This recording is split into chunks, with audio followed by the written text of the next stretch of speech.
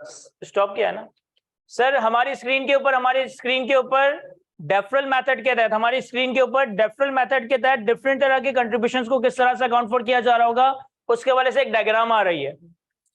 Basically deferral method और restricted fund method, इन दोनों methods में जो मेजर डिफरेंस है ना, वो कंट्रीब्यूशन और फंड्स की प्रेजेंटेशन का है, कंट्रीब्यूशन और फंड्स की अकाउंटिंग का है। तो थोड़ी ज्यादा बातें होंगी, लेकिन आप लोगों को इन चीजों को थोड़ा बहुत मेमोराइज करना पड़ेगा। ऑब्वियसली सब चीजों के रीजन या सब चीजों की जस्टिफिकेशन तो मैं देने की कोशिश करूंगा, लेकिन इनकी डिससिमिलैरिटीज और सिमिलरिटीज को आपको काफी हद तक मेमोराइज करना पड़ेगा। सबसे पहले हम आज की क्लास में डेफरल मेथड के हवाले से बात कर रहे हैं कि डेफरल मेथड में डिफरेंट तरह की कंट्रीब्यूशंस को किस तरह से प्रेजेंट किया जा रहा होगा। मैंने आपको इनिशियली ये बताया कि एक नॉन प्रॉफिट ऑर्गेनाइजेशन के फाइनेंशियल स्टेटमेंट्स में balance sheet, income and expenditure, statement of changes asset, cash flows और notes to the financial statements भी बन रहे होंगे। अब डिफरेंट तरह की कंट्रीब्यूशन की ट्रीटमेंट्स को देखता है। सबसे पहले अगर मैं डायग्राम के एक्सट्रीम लेफ्ट साइड पे देखूं, एंडोमेंट कंट्रीब्यूशन में लिखा है recognise as direct increase in net assets in the current period and exclude from revenue. यानी कि अगर एक एनपीओ डेफरल मेथड के तहत अकाउंटिंग कर रहा है और कोई डोनर और कोई कंट्रीब्यूटर एंडोमेंट कंट्रीब्यूशन दे रहा है, तो ये endowment contribution directly statement of changes in net assets में जाएगा। ये एज अ इनकम, ये as a revenue, income and expenditure में प्रेजेंट नहीं होगा। क्या लिखा है? Recognise as direct increase in net assets, recognise as direct increase in net assets and exclude from revenue. यानी कि अगर डेफरल मेथड के तहत अकाउंटिंग की जा रही है और कोई एंडोमेंट कंट्रीब्यूशन दिया जा रहा है, तो वो आपके इनकम एंड एक्सपेंडिचर में नहीं आएगा। वो किस चीज में आ रहा होगा सर? वो statement of changes in net asset में रिप्रेजेंट या एक लाइन आइटम के तौर पे आ रहा हो। क्या ये बात समझ आती है हमें? इसके बाद अब मैं एक्सट्रीम राइट साइड पे देख रहा हूं, अनरिस्ट्रिक्टेड कंट्रीब्यूशन। अनरिस्ट्रिक्टेड कंट्रीब्यूशन में लिखा है recognise as revenue in the current period, recognise as revenue in the current period. अगर कोई डोनर, अगर कोई कंट्रीब्यूटर कंट्रीब्यूट कर रहा है without mentioning anything, without specifying any usages, तो ये अनरिस्ट्रिक्टेड कंट्रीब्यूशन है। ये जिस साल हमें अमाउंट रिसीव हो रहा है उस साल के इनकम, उस साल का रेवेन्यू के तौर पर रिकॉर्ड किया जाएगा। नहीं, ये अमाउंट हम अपनी changes in net actual rate में तो दिखाएंगे, लेकिन डायरेक्टली नहीं, by routing it through income and expenditure. यानी कि जो तुम इनकम एंड एक्सपेंडिचर बनाओगे उसमें ये कंट्रीब्यूशन या सब्सक्रिप्शन आ रही होगी, फिर उसमें से एक्सपेंसेस माइनस होंगे और जो अल्टीमेटली सरप्लस बचेगा वो तुम्हारे statement of changes in net asset में आ रहा होगा। सर दोबारा रिपीट कर रहा हूं, दोनों में फर्क क्या है? अगर डेफरल मेथड फॉलो किया जा रहा है, आज की क्लास में हम रिस्ट्रिक्टेड मेथड नहीं सिर्फ डेफरल मेथड देख पाएंगे।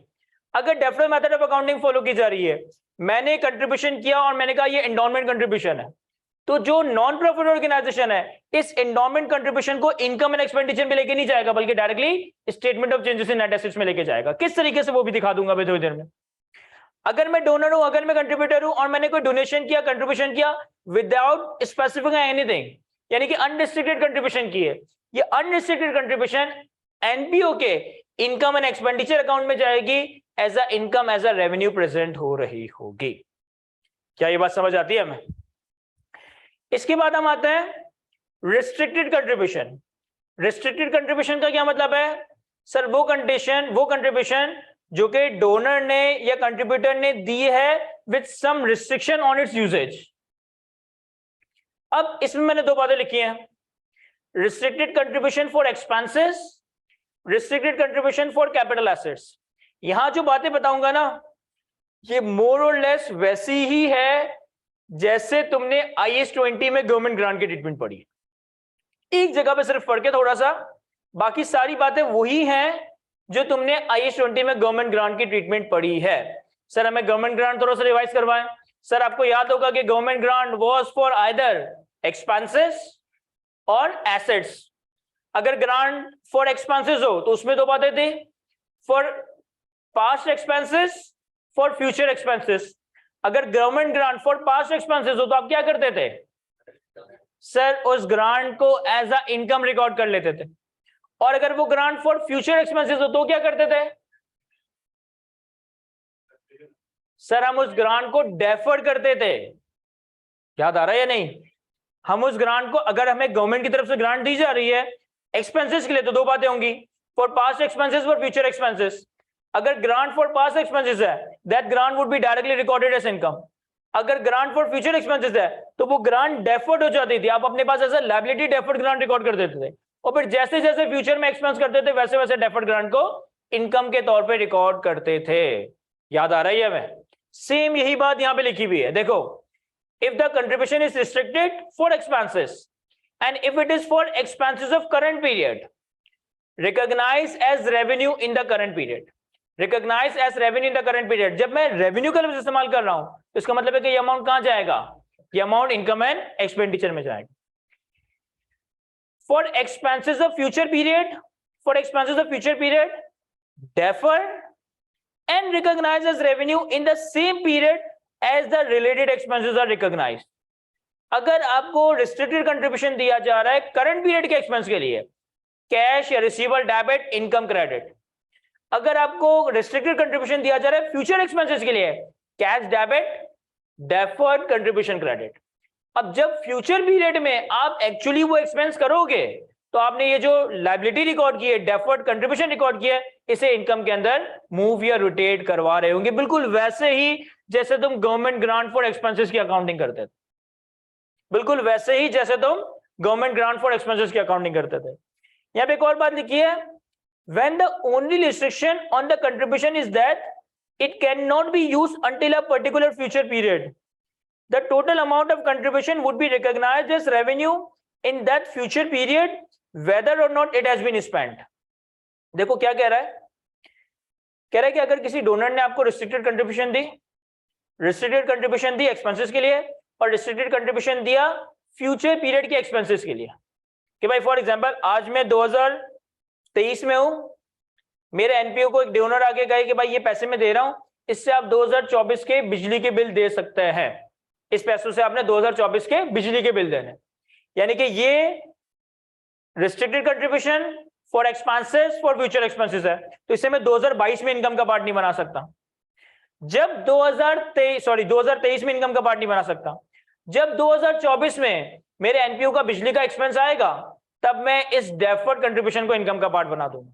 ऐसा ही है, लेट्स से कि 2024 में पूरे 12 महीने गवर्नमेंट की तरफ से लोड शेडिंग रही, यानी कि 2024 में कोई बिजली का बिल आया ही नहीं, तो यानी कि बिजली का बिल आया नहीं तो मैं एक्सपेंस तो नहीं करूंगा, लेकिन जैसे ही 2024 खत्म होगा मैं इसकी अमाउंट को एज अ इनकम रिकॉर्ड कर लूंगा। देखो क्या कह रहा है, रीड करता हूं मैं, समझ आएगा।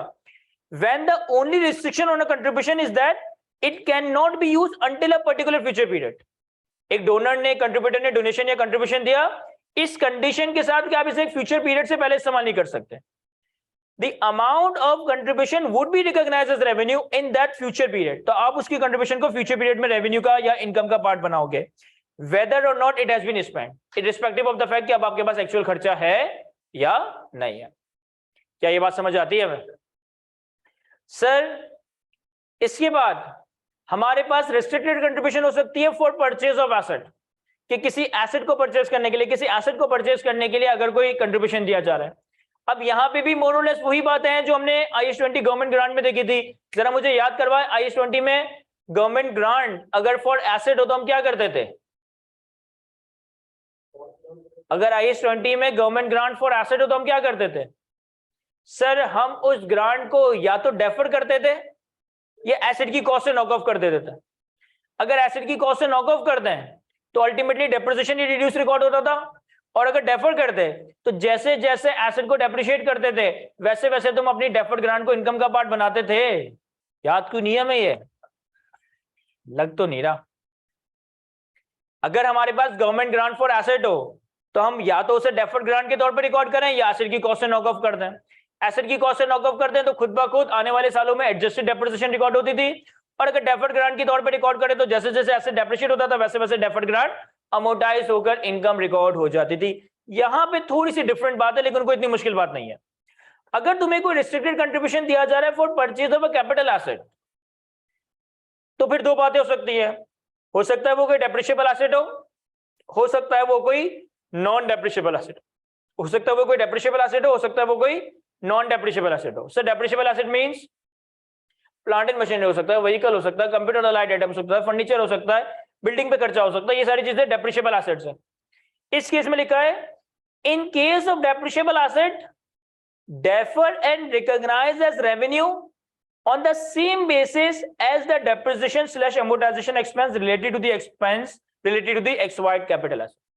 यानी सेम वही बात जो IAS 20 गवर्नमेंट ग्रांट में थी कि आप इसे डेफर कर दोगे, आप इस कंट्रीब्यूशन को डेफर कर दोगे, जैसे जैसे आपका एसेट डेप्रिशिएट अमोर्टाइज हो रहा है वैसे वैसे ही आपकी डेफर्ड कंट्रीब्यूशन आपके रेवेन्यू, आपके इनकम का पार्ट बन रही होगी। क्या यहां तक समझ आ रहा है? मैं तो अब तक मैंने रिस्ट्रिक्टेड कंट्रीब्यूशन में जो बातें की ना वो सेम वही है जो IAS 20 में गवर्नमेंट ग्रांट के लिए थी। अब जो बात रीड करना वो थोड़ी सी डिफरेंट है। इन केस की आपकी restricted contribution for purchase of asset है और वो एसेट नॉन डेप्रिशिएबल एसेट है। सर क्या मतलब नॉन डेप्रिशिएबल एसेट है?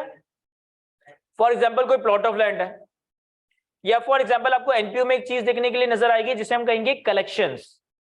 कलेक्शंस कहते हैं एंटीक्स को, कि फॉर एग्जाम्पल कोई एंटीक पेंटिंग्स हैं या कोई और जमाने कदीम की चीजें हैं, या फॉर एग्जाम्पल कि बहुत सारे म्यूजियम्स में ये होता है ना कि जो फेमस लोग होते हैं उनकी जरूरियत के इस्तेमाल, जैसे फॉर एग्जाम्पल अगर आप कायद आज़म के मज़ार पे जाए तो वहां पे उनकी जो उनके टाइम की उनके यूज की हुई कार, उनका सारा फर्नीचर, उनकी सारी पेन, स्टेशनरी, उनकी छड़ी, उनकी जो भी चीजें, वो सारी चीजें प्रिजर्व करके रखी गई है, तो ये चीजें कहलाई जाती है एंटीक। इसी तरीके से कोई एंटीक पेंटिंग हो सकती है, कोई एंटीक मुजस्मा हो सकता है, कोई भी एंटीक नेचर की चीज हो सकती है। और बहुत सारे एनपीओ सिर्फ इसलिए बनाए जाते हैं कि वो एंटीक को प्रिजर्व करने के लिए होता है। हमारे मुल्कों में तो इन चीजों पे इतना ध्यान नहीं जाता, लेकिन दुनिया भर में सिर्फ एनपीओ इस पर्पस के लिए बनाया जाता है कि भाई वो फला एंटीक चीजों को प्रिजर्व करके रखते हैं। अभी जो एंटीक चीजें होती है ना, ये वक्त के साथ साथ डेप्रिशिएट नहीं होती, वक्त के साथ साथ एप्रिशिएट होती है। इनकी वैल्यू वक्त के साथ साथ कम नहीं होती बल्कि वक्त के साथ साथ बढ़ती है। तो इस तरह का कोई नॉन डेप्रिशिएबल एसेट हो सकता है, कोई लैंड हो सकती है। अगर तो restricted contribution for purchase of capital assets और वो एसेट नॉन डेप्रिशिएबल एसेट है, तो यहां मैंने लिखा है in case of non depreciable asset recognise as direct increase in net asset. इस वाली एरिया को ना कोई स्पेसिफिक अंडरलाइन या हाईलाइट कर लो, क्योंकि यहां डिफरेंट बात है कि अगर कोई restricted contribution for purchase of a non depreciable asset है, अगर कोई restricted contribution for purchase of a non depreciable asset है, तो इससे हम इनकम एंड एक्सपेंडिचर का रास्ता दिखाएंगे ही नहीं, क्योंकि उस एसेट पे कभी डेप्रिसिएशन आना ही नहीं है। तो इस कंट्रीब्यूशन को हम directly statement of changes in net assets में लेकर चले जाएंगे। चूंकि वो नॉन डेप्रिशिएबल एसेट है, तो इस कंट्रीब्यूशन को हम directly statement of changes in net asset में लेकर चलेंगे। अच्छा, एक और चीज बता रहा हूं। फॉर एग्जाम्पल आपको किसी ने कंट्रीब्यूशन या डोनेशन के तौर पे कोई लैंड दिया, आपको किसी ने डोनेशन या कंट्रीब्यूशन के तौर पे कोई प्लॉट ऑफ लैंड दिया, या प्लॉट ऑफ लैंड को परचेस करने के लिए पैसे दिए, तो ये रिस्ट्रिक्टेड कंट्रीब्यूशन हो गई। अब प्लॉट ऑफ लैंड एक नॉन डेप्रिशिएबल एसेट है, सही है, यानी इसको हम डेप्रिशिएट नहीं करेंगे। लेकिन अगर आपको प्लॉट ऑफ लैंड दिया जा रहा है या प्लॉट ऑफ लैंड के लिए पैसे दिए जा रहे हैं और ये कहा जा रहा है कि आपने यहाँ पे एक एजुकेशन बिल्डिंग बनानी है या आपने यहाँ पे एक स्कूल बिल्डिंग बनानी है, तो इसका मतलब है वो लैंड उस बिल्डिंग को बनाने के लिए दिया गया था और वो बिल्डिंग की एक लाइफ होगी, वो बिल्डिंग डेप्रिशिएट हो रही होगी। तो अब जो वो लैंड के पैसे भी हैं उसे भी हम यही समझेंगे कि वो डेप्रिशिएबल एसेट के अगेंस्ट दिए गए। मैं रिपीट कर रहा हूं, एक एनपीओ है, मैंने उस एनपीओ को एक प्लॉट ऑफ लैंड दिया और मैंने इससे कहा कि भाई आपने इस लैंड को रेंट पे देकर इनकम जनरेट करनी है, तो ये तो वाकई में जो प्लॉट ऑफ लैंड दिया गया है ना, एक नॉन डेप्रिशिएबल एसेट है। वो एनपीओ क्या करेगा, property land debit direct credit करेगा नेट एसेट्स के चेंज में, क्योंकि ये नॉन डेप्रिशिएबल एसेट के अगेंस्ट कंट्रीब्यूशन है। लेकिन मैं एक एनपीओ को लैंड दे रहा हूं और मैं कह रहा हूं कि आपने इस लैंड पे एक स्कूल बनाना है। अब लैंड की लाइफ तो मुझे पता है इनडेफिनेट है, लेकिन वो जो स्कूल बिल्डिंग बनेगी उसकी तो कोई ना कोई लाइफ है ना। तो जैसे जैसे वो स्कूल डेप्रिशिएट हो, स्कूल की बिल्डिंग डेप्रिशिएट होगी, वैसे वैसे वो लैंड के अगेंस्ट कंट्रीब्यूशन भी अमोर्टाइज होकर इनकम का पार्ट बन रही होगी, क्योंकि वो दी तो भले लैंड है जिसकी इटसेल्फ लाइफ इनडेफिनेट है, लेकिन वो बिल्डिंग बनाने के पर्पस के लिए दी है, और चूंकि बिल्डिंग एक डेप्रिशिएबल एसेट है, वो डेप्रिशिएट होगा, तो फिर उस लैंड से पर्टेनिंग कंट्रीब्यूशन को भी आप डेफर करके ओवर द लाइफ या over the depreciation method amortise कर रहे होंगे। क्या ये बातें समझ आती है हमें? तो ये हमारे पास डिफरेंट तरह की कंट्रीब्यूशन या डिफरेंट तरह की कंट्रीब्यूशन को किस तरह से फंड्स में ले जाएंगे वो आपने ध्यान में रखना है। मेरा ख्याल है कि अगर जहां पे डायरेक्टली नेट एसेट्स में चीजें जाएंगी ना, अब वो याद रख लें, तो बाकी सब इनकम एंड एक्सपेंडिचर में जाएगा। जहां कंट्रीब्यूशन डायरेक्टली नेट एसेट्स में जाएगा, अगर मैं वो बात याद रख लूं तो बाकी सब कहां जाएगा? इनकम एंड एक्सपेंडिचर में। सर वो दो बातें कौन सी है? एक तो endowment contribution income and expenditure में नहीं आएगा बल्कि directly statement of changes in net assets में आएगा। दूसरा sir restricted contribution against the non depreciable asset. बाकी सारे केसेस में तो आपकी कंट्रीब्यूशन इनकम एंड एक्सपेंडिचर में ही जा रही थी। क्या ये बात समझ आ रही है हमें? अच्छा, इसके बाद अगर आप सेकंड लास्ट लाइन आइटम देखें, मैंने लिखा है restricted contribution for the repayment of a debt, same F above. Restricted contribution for the repayment of a debt, मैंने ना इंटेंशनली ये जो डब्बा बनाया ना वो उसी साइज का बनाया है जो रिस्ट्रिक्टेड कंट्रीब्यूशन को कवर कर रहा है। और उसके बाद मैंने लिखा है net investment income includes revenue gain और लॉसेस और इन्वेस्टमेंट सेम अबव। और इसका जो डब्बे का साइज है ना वो पूरी डायग्राम को कवर कर रहा है। इसका मतलब क्या है देखो मैं समझाता हूं। फॉर एग्जाम्पल एक एनपीओ, कोई मस्जिद, कोई लाइब्रेरी है, कोई भी एनपीओ आपके पास आता है, वो आपसे कहता है कि हमारे जो है ना करंट पीरियड के खर्चों को पे करने के लिए हमने लोन ले लिया है, और वो जो लेंडर है ना वो रोज आगे हमें धमकी लगा रहा है और हमें जो है ना हमारी हौसला अफजाई, इज्जत अफजाई करके जा रहा है। तो आपने उससे कंट्रीब्यूशन दिया कि भाई ये जो आपने लोन लिया है ना इसे पे कर दे।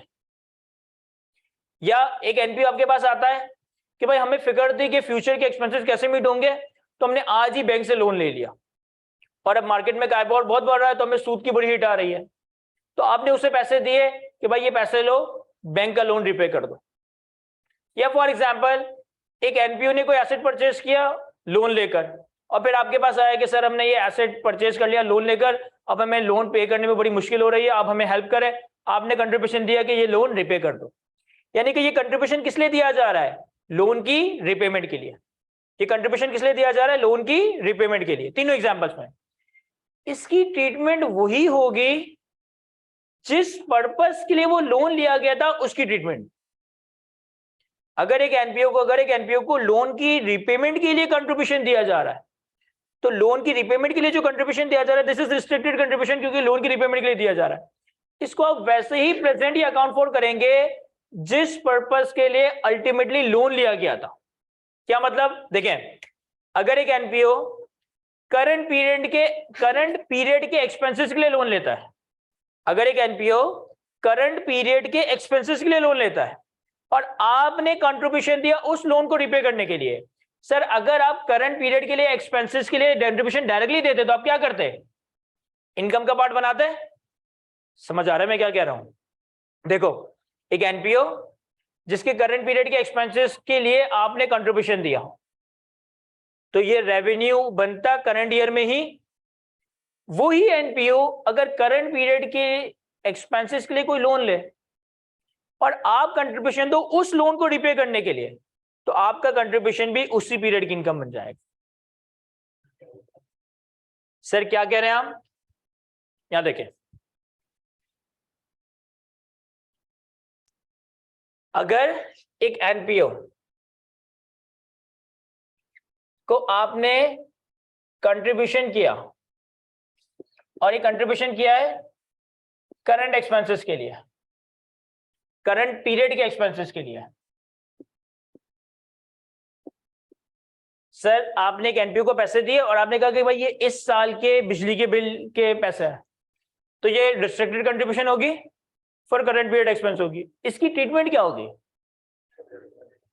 Sir as income of current period. ऐसा ही है, ये समझ आता है? ये बात तो मैं तुम्हें ऊपर ही समझा चुका हूं तुम्हारी डायग्राम के सेकंड हिस्से में।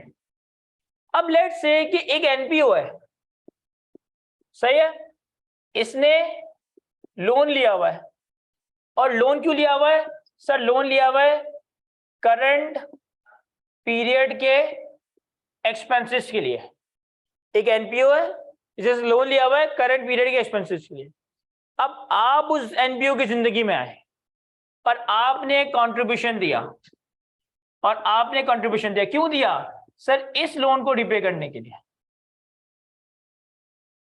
आपने कहा कि भाई ये जो उधारी ली है ना, ये उधारी पे करनी है और कोई होशियारी नहीं करनी, तो आपने जो ये कंट्रीब्यूशन दिया for repayment of loan against the current period expense, इसकी वही ट्रीटमेंट होगी जो इसके ओरिजिनल कंट्रीब्यूशन की थी। सर एक और एग्जांपल दें। फॉर एग्जांपल एक एनपीओ है, इसे आप कंट्रीब्यूशन देते फॉर फ्यूचर पीरियड एक्सपेंस। अगर आप एक एनपीओ को कंट्रीब्यूशन दो फॉर फ्यूचर पीरियड एक्सपेंस, तो आप इसको क्या करोगे? सर हम इसे करेंगे डेफर एंड देन अमोर्टाइज। ये वाली बात समझ आती है कि ये वाली बात मैं कहां से लिख रहा हूं? आपके डायग्राम से लिख रहा हूं, समझ आता है? अब लेट से इस एनपीओ ने लोन लिया, इस एनपीओ ने लोन लिया। क्यों लोन लिया? सर फ्यूचर पीरियड के एक्सपेंसेस को पे करने के लिए। फिर आप इस एनपीओ की जिंदगी में आए, आपने कंट्रीब्यूशन दिया। क्यों दिया? सर इस लोन को रिपे करने के लिए।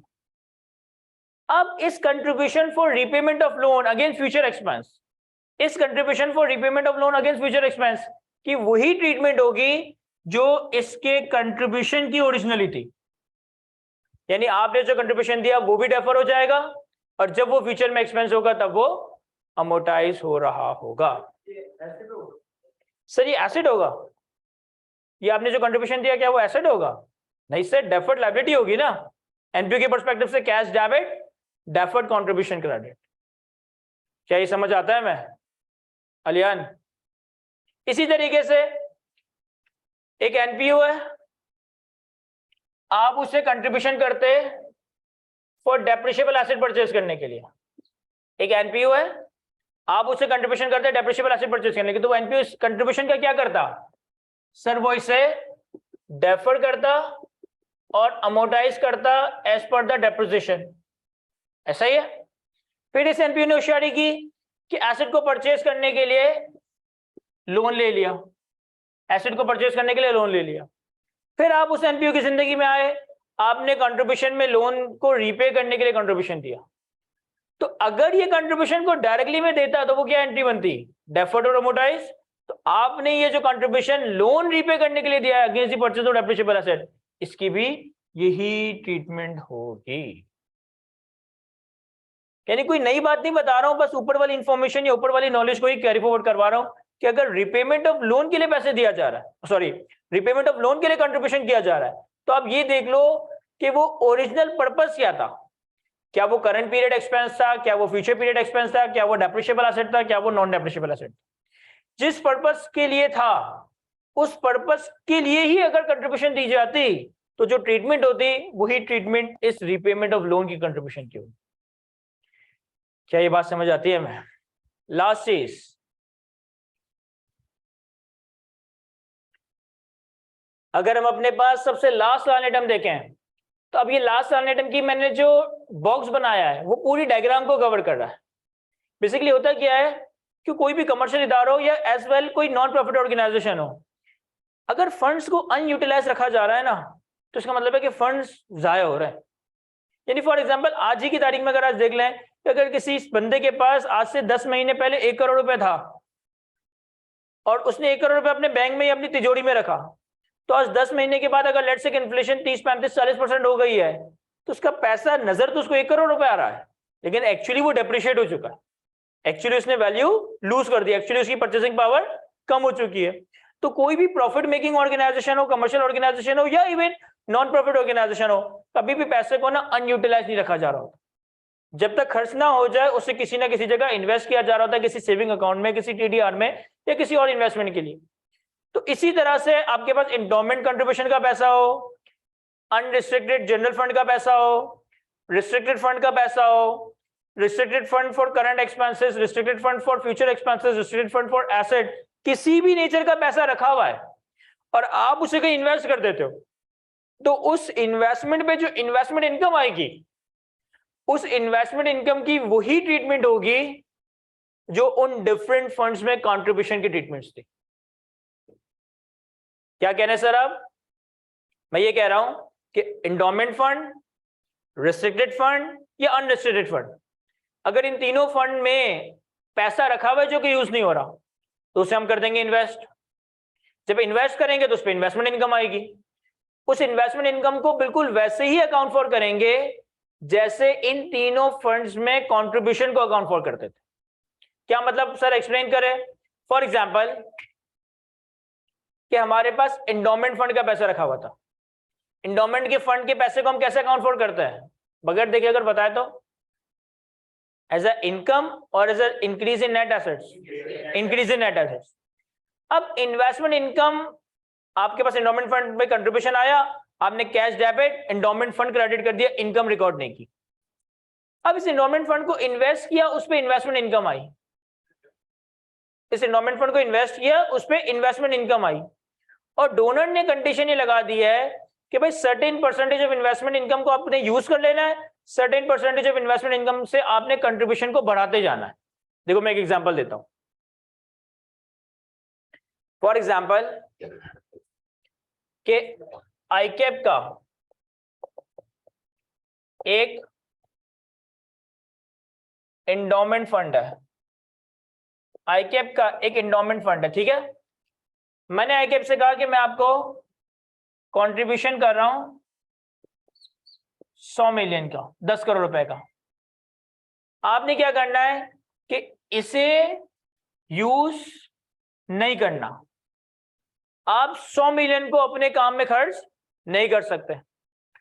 आपने इस पैसे को करना है इन्वेस्ट,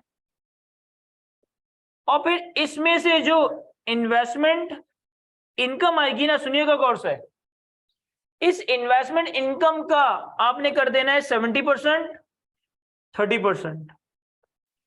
जो 30% इन्वेस्टमेंट इनकम आएगी ना, वो आप एंडोमेंट फंड में ही ले जाओगे, और जो 70% इन्वेस्टमेंट आएगी ना, उसे आप यूज कर सकते हो।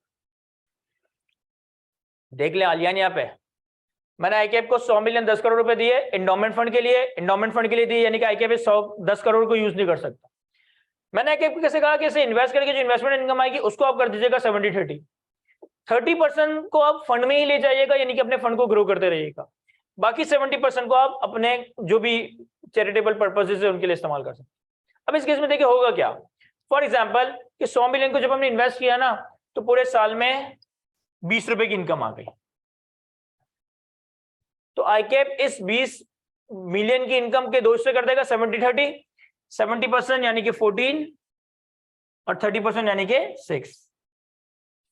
अब मैं क्या कह रहा हूं कि अगर किसी फंड के पैसे पे कोई इन्वेस्टमेंट इनकम आती है तो उसकी वही ट्रीटमेंट होगी जो कि उस फंड के कंट्रीब्यूशन की थी। सर ये एनपीओ आईकैप अपने पास एंट्री क्या बनाएगा, कैश डेबिट 20, कैश डेबिट 20। क्यों? क्योंकि हमारे पास इनकम आई 20। अब 14 की इनकम मैं यूज कर सकता हूं, तो ये interest income, income and expenditure,